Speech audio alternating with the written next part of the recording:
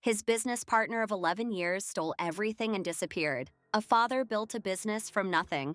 His partner of 11 years walked out the door and took everything with him. For over a decade, the two men had been inseparable in the way that only business partners can be, finishing each other's sentences in client meetings, splitting holidays between their families, texting each other at midnight about quarterly projections. Their landscaping and outdoor design company had grown from a truck and a trailer into a regional firm billing over $2 million annually. The plaintiff was the older of the two, a man in his early 50s who had founded the company and brought his partner on board when the workload became unmanageable. The defendant was younger, hungrier, and, according to those who knew them both, the one who handled the clients. In March of the year in question, the partnership dissolved. The reasons were disputed. The plaintiff claimed the defendant had been quietly positioning himself to leave, cultivating client relationships under the company's name while preparing to launch a competing firm. The defendant said he simply wasn't valued, that for years, the credit, the equity, and the compensation had flowed in only one direction. Whatever the truth, within 4 months of his departure, the defendant had incorporated a new company, reached out to 14 of their shared clients, and secured contracts with 9 of them. The plaintiff filed suit in civil court seeking $380,000 in lost revenue and damages for breach of a non-compete agreement. The plaintiff's case rested on what he described as a foundational document, a non-compete clause signed during the formal partnership restructuring 6 years prior. Under its terms, either partner who voluntarily exited the business agreed not to solicit existing clients or operate a competing landscaping firm within a 75-mile radius for a period of 2 years. The plaintiff's attorney introduced the agreement into evidence, along with client communication logs showing the defendant had begun reaching out to customers just weeks after resigning. One longtime client testified that the defendant had contacted her personally, referencing his fresh start and offering a 10% discount on annual contracts. The plaintiff was visibly emotional on the stand, describing how he had trusted this man with his livelihood, his reputation, and at times, his children.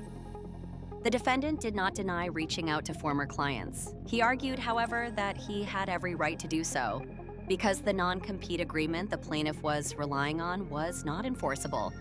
His attorney argued that the clause had been superseded by a subsequent operating agreement drafted 18 months after the original, one that restructured profit sharing and governance.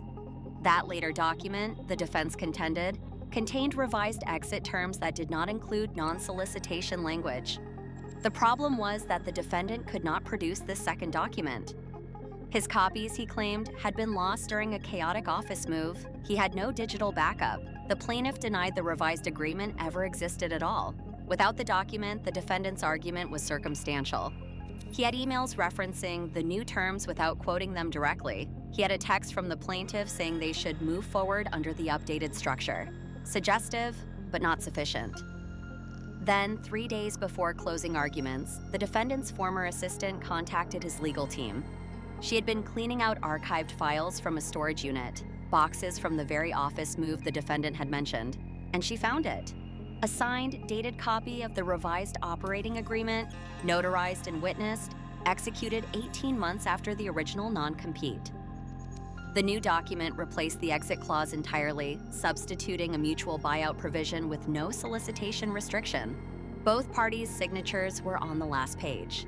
The plaintiff's signature. The plaintiff's attorney requested more time to verify the document's authenticity. Forensic analysis confirmed the signatures were genuine. The plaintiff, when asked during redirect examination whether he remembered signing it, paused for a long time before saying he didn't recall the specifics. The judge ruled in favor of the defendant. She found that the revised operating agreement was valid and controlling, that it superseded the earlier non-compete clause, and that the defendant had therefore operated within his legal rights when he pursued former clients. The plaintiff was awarded nothing. He was additionally ordered to pay a portion of the defendant's legal fees, a sum of $24,000. After the court found that the plaintiff had pursued the case while in possession of evidence he had reason to believe undermined his own claim. The two men have not spoken since. The plaintiff's company lost 3 additional clients in the months following the ruling.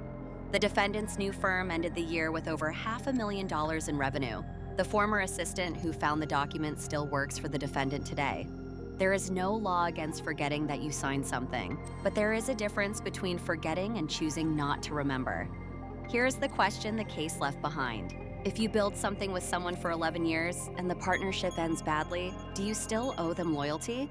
Or do you only owe them the law?